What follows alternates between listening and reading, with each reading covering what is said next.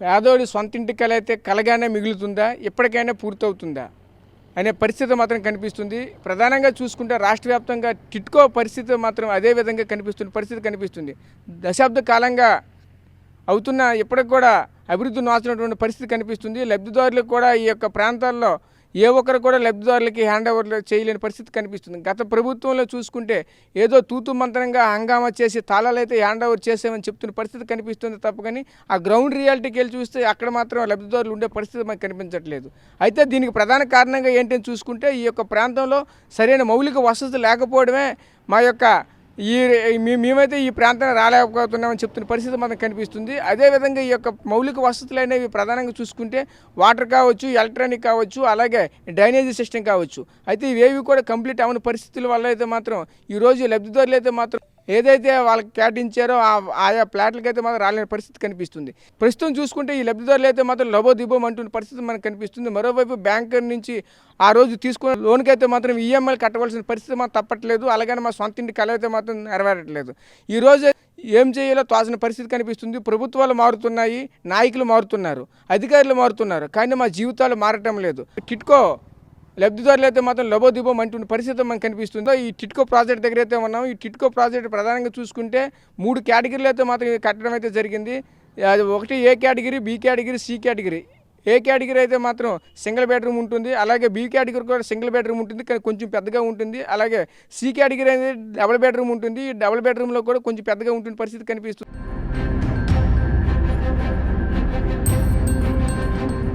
మనం లోపలికి వెళ్ళి ఏది ఎలా ఉందని చెప్పేసి అయితే పరిశీలించే పరిశ్రమ అయితే చేద్దాం. అయితే మొదటగా చూసుకుంటే హాల్ అయితే కనిపిస్తుంది. హాల్ టు అటాచ్డ్ అయితే మాత్రం వెంటనే పక్కనే ఉన్నటువంటి కిచెన్ కూడా కనిపిస్తుంది.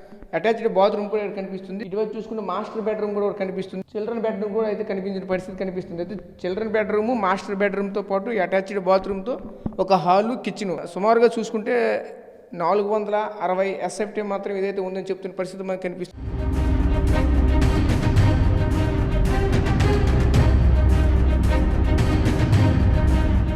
విజయనగరంలో టిట్కో ఇల్లు 2 ప్రాంతాలు ఇచ్చారు. అయితే ఈ సారిపల్లి ఈ ప్రాజెక్ట్ అయితే చాలా పెద్ద ప్రాజెక్టు. ఇందులో సుమారుగా చూసుకుంటే 2656 ఇల్లు వరకు అయితే మాత్రం ఈ ప్రాంతంలో ఉన్నాయి. ఆల్రెడీ ఇప్పటికే కొంతమంది అయితే మాత్రం ఈ యొక్క టిట్కో ఇల్లులో మాత్రం నివసిస్తున్న పరిస్థితి కనిపిస్తుంది. అయితే ఇక్కడ కొంతమంది అయితే ఉన్నారు, కొన్ని చాలా ఇల్లు అయితే ఖాళీగా ఉన్నటువంటి పరిస్థితి కనిపిస్తుంది. ఇంతవరకు అయితే వీళ్ళకి ఎటువంటి మౌలిక వసతులు అయితే ఏర్పాటు చేశారు, వాళ్ళని అడిగి తెలుసుకునే ప్రయత్నం అయితే చేద్దాం.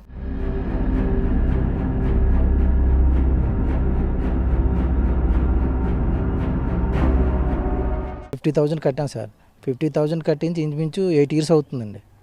8 years అయితే మనకి ఇప్పుడు ఇచ్చి 7 months 8 months అవుతుందండి. ఇప్పుడు తాళాలు ఇచ్చారండి. తాళాలు ఇచ్చిన తర్వాత కూడా మనకి పైన అంతా చెమ్మ పట్టేసి వాటర్ బాగా కారిపోతుందండి. ఎవరికి చెప్పినా ఇక్కడ యాక్షన్ తీసుకునే లేరు సార్. అది ఆల్రెడీ 2 times 3 times కంప్లైంట్ ఇచ్చామండి. చేయించామంటారు అయినా సరే వాటర్ ఇప్పుడు కూడా నేను వెళ్ళి చూసుకుని వచ్చానండి. మనం చాలా లాంగ్ నుండి వచ్చినప్పుడల్లా మనకు ఒక 100 రూపాయలు అలాగ ఆయిల్ అవుతుంది. ఇంట్లో పోనీ మనం దిగుదామని అంటే వాటర్ మొత్తం అయిపోతుందండి. ఈ రెయిన్ సీజన్ ఎలాగ ఉన్నది అని అంటే మరి రేపు రాబోయే రోజులు ఇంకా ఎలాగ ఉంటుందో చెప్పలేకపోతున్నామండి. వర్షం పడకముందు ఇలాగ ఉంటుంది, రాబోయే రోజులు ఇంకా వర్షాలు ఎక్కువ అవ్వచ్చు. స్టార్టింగ్లో ఇలాగ ఉంది, కారిపోతుంది శుభ్రంగా ఇల్లు మొత్తం అంతను. మరి మనం ఎవరికి చెప్పలేదు, తెలియట్లేదండి. కంప్లైంట్ ఇద్దామంటే ఎవరు అన్నట్లు ఉంది ఇక్కడ. అదండి పరిస్థితి. ప్రతి నెల బ్యాంక్ వాళ్ళు మాత్రం కంపల్సరీగా మంత్లీ రెంట్ మాత్రం కట్టమంటున్నారు. కట్టకపోతే మాత్రం యాక్షన్ తీసుకుంటుంటే అది వాళ్ళు మాత్రం మెసేజ్లు మాత్రం పెట్టేస్తున్నారు. మరి వాళ్ళ డబ్బులు వాళ్ళు తీసుకుంటున్నారు, వీళ్ళ డబ్బులు వీళ్ళు తీసుకున్నారు. మన కస్టమర్స్ పరిస్థితి అని తెలియట్లేదు. ఫస్ట్ ప్రభుత్వం వచ్చినప్పుడు టిట్కో వెళ్ళినప్పుడు ఇల్లు ఇచ్చి ఉంటే మాకు టౌన్లో అద్దెలు కట్టుకునే పని లేకుండా మా అప్పు మేమే తీసుకుందామండి. ఇప్పటి వరకు అప్పు తీర్చడం ఫస్ట్ చంద్రబాబు నాయుడు ప్రభుత్వం ఉన్నప్పుడు ఇల్లులు వచ్చాయండి. అప్పుడు కానీ మాకు ఇల్లు ఇచ్చి ఉంటే కరెక్ట్గా 5 సంవత్సరాల్లో మాకు నెలకి 3,600 కట్టమన్నారు. అవి కట్టినా ఆ డబ్బులన్నీ అప్పులు తీరిపోయిందండి. అప్పుడు కట్టేశారు, తాళాలు ఇవ్వలేదండి. అప్పుడు కట్టేసి ఉంటే ఆ డబ్బులు కట్టుంటే మేము అక్కడ అద్దెలు కట్టుకుని కట్టలేక ఊరుకున్నాం. ఇప్పుడేమో వడ్డీలు వేస్తారు. ఆ వడ్డీలు ఎలా కడతామండి? వడ్డీలు అసలు కట్టాలంటే మాకు ఇబ్బందిగా ఉంటాయి కదండి. మాకు ఏ ఇల్లు లేక కట్టగానే వచ్చాము. ఈ వడ్డీలు అద్దెలు అన్నీ కట్టాలంటే అందరూ పెట్టి జీతాలు ఏం పెద్దవి కాదు కదండి. పిల్లలు చూస్తే ఉద్యోగాలు ఏట్లేవు, చదువులు అయిపోయి అవి చదివించుకుంటామా, అవే తెచ్చుకుంటామా, ఇప్పుడు అద్దెలు కట్టుకుంటాం, అదే అర్థం అవ్వట్లేదు. సింగిల్ బెడ్రూమ్ వాళ్ళకి ఫ్రీ చేస్తారండి, డబుల్ బెడ్రూమ్ వాళ్ళకి 1,00,000 రూపాయలు కట్టించుకున్నారు. పోనీ ఇప్పుడు అదేనా రద్దు చేయాలి కదండి. 1,00,000 రూపాయలు పోనీ ఒక్క రూమే కదా స్టాల్కి, మాకు ఇంకేం లేదు కదా. దానికి మేము రద్దు చేస్తే బాగుంటుంది అనేసి మేము అనుకుంటున్నాం సార్. కట్టుకోలేకపోతున్నామండి, అందరం కూలోళ్ళమే, కూలి చేసుకునే వాళ్ళమే. ఇక్కడ ఉద్యోగస్తులు అపీల్స్ ఉన్నోళ్ళు ఎవరు లేరు ఇక్కడ, అందరం కూలోళ్ళమే, నాలోళ్ళమే. ఇక్కడికి వచ్చి అక్కడికి వెళ్ళేసరికి రాబడి కూడా తగ్గిపోయింది బాగాన. ఈ లోకలకి ఎవరు బేరాలు లేవు. ఏ రాత్రి అప్పుడు ఒంట్లో బాగోపోయినా అది యాతన అయిపోతుంది హాస్పిటల్కి అది వెళ్ళాలంటే. తర్వాత పెన్షన్కి వెళ్ళడం, ఆటో తెచ్చుకోవడం చాలా కష్టం. ఒక 500 ఆటోలు అడుగుతున్నారండి. మాకు ఆటోకి వెళ్ళి రావడానికి లైట్లు ఒకటి లేవు ఇక్కడ. వెళ్ళి రావడానికి ట్రావెలింగ్స్కి చాలా ఇబ్బంది అయిపోతుంది.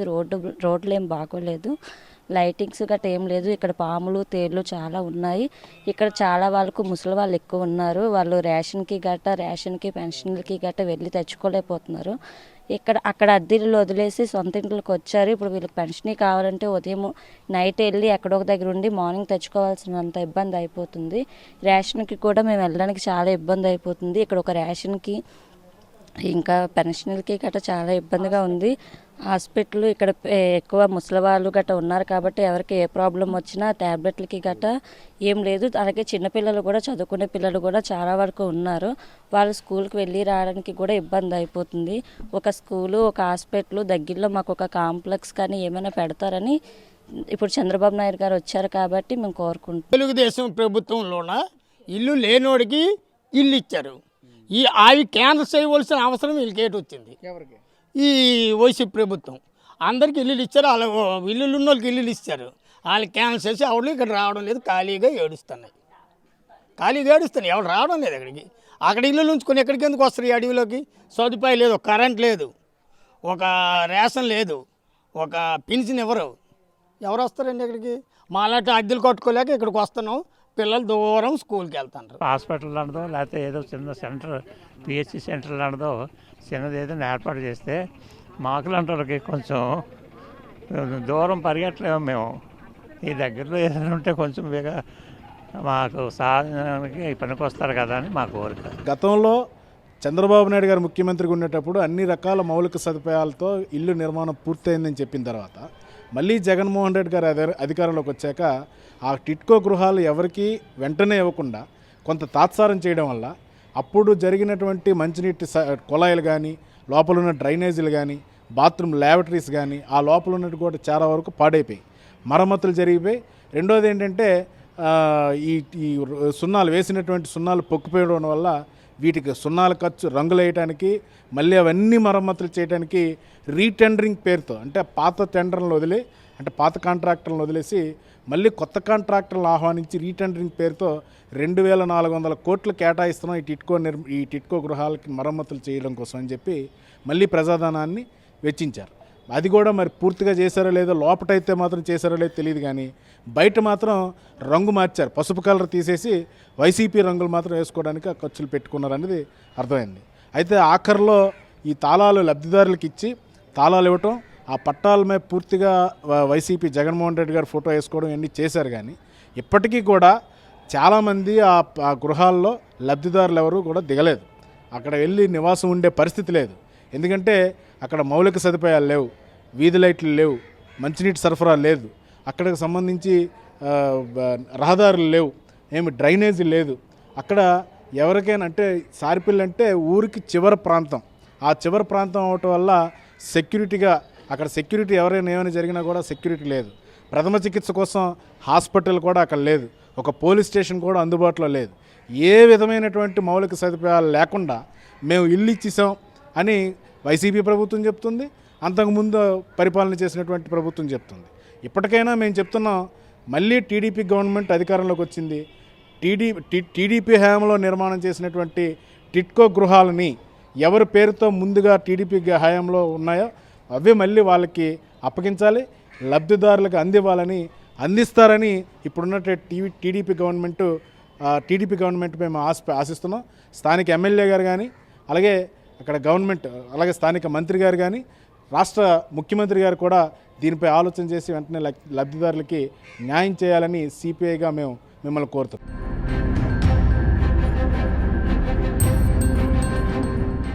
ప్రధానమంత్రి ఆవాస్ యోజన కింద అయితే మాత్రం టిట్కో ఇల్లు అయితే భారీ ఎత్తున అయితే విజయనగరంలో కట్టిన గత ప్రభుత్వంలో ఉన్నటువంటి అప్పుడు 2014 నుంచి 19లో ఉన్నటువంటి టీడీపీ ప్రభుత్వం అయితే ఈ యొక్క టిట్కో ఇల్లు అయితే మాత్రం ప్రారంభించిన పరిస్థితి కనిపిస్తుంది.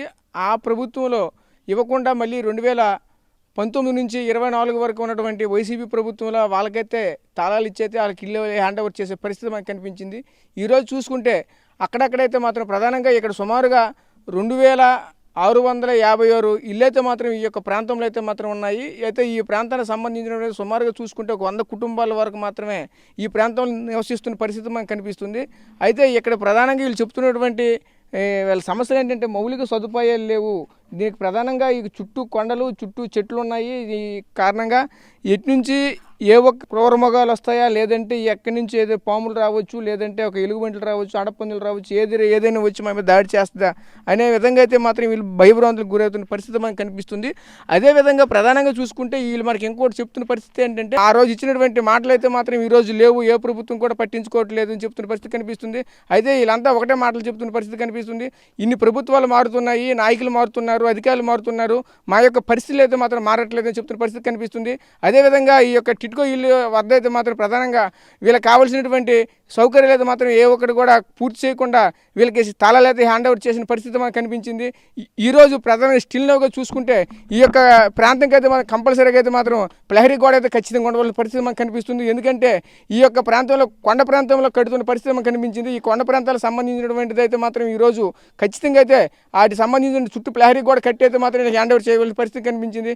అయితే అది కూడా కట్టకపోగా దాంతోపాటు ఈరోజు ప్రధానంగా ఇంటి ముందు అయితే మాత్రం రోడ్లు ఉన్నాయి.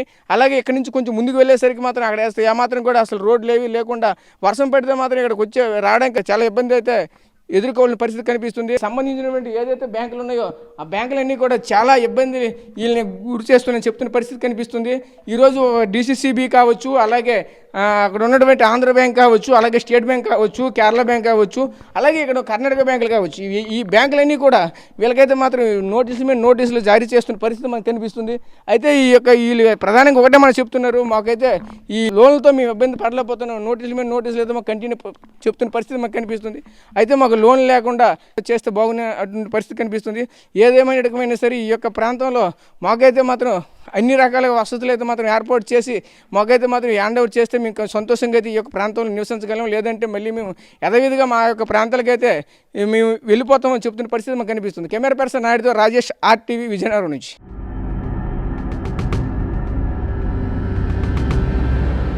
మరిన్ని వీడియోస్ కోసం ఛానల్ ని సబ్స్క్రైబ్ చేయండి. లేటెస్ట్ అప్డేట్స్ కోసం వాట్సాప్ ఛానల్ ని ఫాలో చేయండి.